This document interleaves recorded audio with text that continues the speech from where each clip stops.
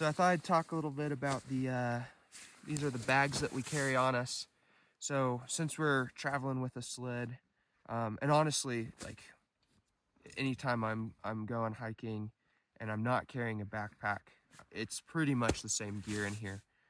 So I thought I'd talk a little bit about what's in it. So front pocket, I've got just my flashlight. This clips onto my hat bill, and then I can use it as just like a headlamp. And then it's got a bunch of different settings. It's got a red light, red flashing, a UV light, different strengths of like a diffused white light, and then it's got the front one, and it's got, you know, moonlight setting, which is just, I mean, it's pretty much just enough to read with, all the way up to a pretty bright light that goes a good ways. These are just these cheap Rovi Von flashlights from Amazon, and honestly, I really like them. USB-C, which is nice. So just a rechargeable flashlight. In the back pocket, there's a pocket back here, and in here I just keep a N95 mask. This is also what I carry. I carry this pack most days as just kind of an everyday carry bag. Gives me the tools I need to take care of people. So that's in there from that. And then I've got an emergency rain poncho in here. And then lastly, a little Ziploc bag. This is mostly for carrying water. If I, don't have my water bottle, lose my water bottle, I can put water in here and still be able to carry some with me. But it's a Ziploc bag. You can use it for all kinds of things. In the main compartment, I've got just a tourniquet here. If one of us were to get stabbed by something, like our trekking poles or a stick, normally this isn't something I just carry with me in the backwoods, but when we're out here in the snow, it's a lot easier to fall on something that you don't see underneath the snow. So I thought it would be good. I've got packing gauze. So this is to fill a wound if you get stabbed. I do have first aid training to know how to use those things effectively. So if you don't have that, there's not really a point in carrying it unless you know how to use it. Or if someone in your group knows how to use it. I also just keep a little Bic lighter with some Gorilla Tape wrapped around it. Gorilla Tape is actually really good for lighting fires, but it's also my first aid kit. Other than the trauma, you really just need some Gorilla Tape. So anything that any cut I get, I'll use pine sap to fix up, and then also tape, like Gorilla Tape, duct tape. Most tapes are, the sticky part is an antiseptic. So you can just use that and, fix up your wound. But it's nice to have a lighter with some material to get a fire started. And I can get a fire started in pretty much any situation with this. I think I could get it started in a downpour in a humid environment too. I also keep a bunch of jute.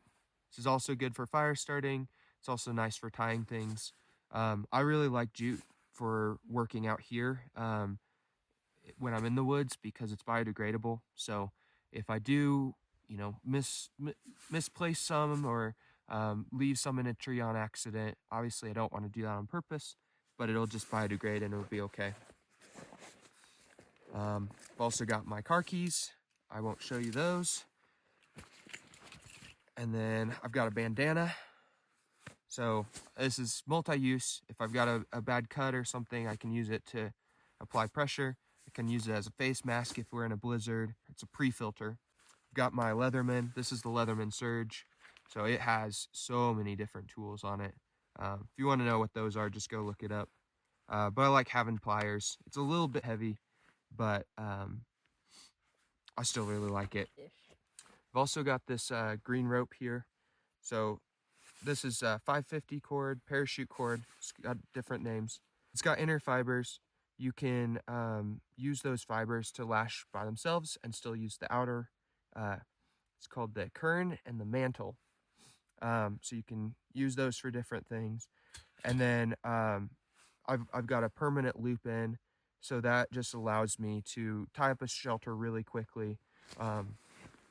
Just really useful like that. And then yeah, basically there's so many uses for a rope.